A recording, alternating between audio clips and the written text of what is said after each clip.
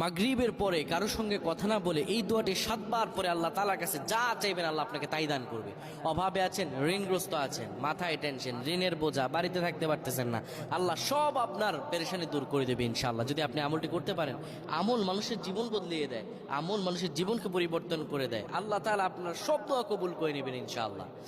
মাগরিব নামাজের পরে কিবলামুখী হয়ে থাকবেন, কারো সঙ্গে কথা বলবেন না, কারো সঙ্গে কথা না বলে কিবলামুখী হয়ে আপনি পড়বেন আল্লাহুম্মা আজরিনা মিনান নার, আল্লাহুম্মা আজরিনা মিনান নার, আল্লাহুম্মা আজরিনা মিনান নার।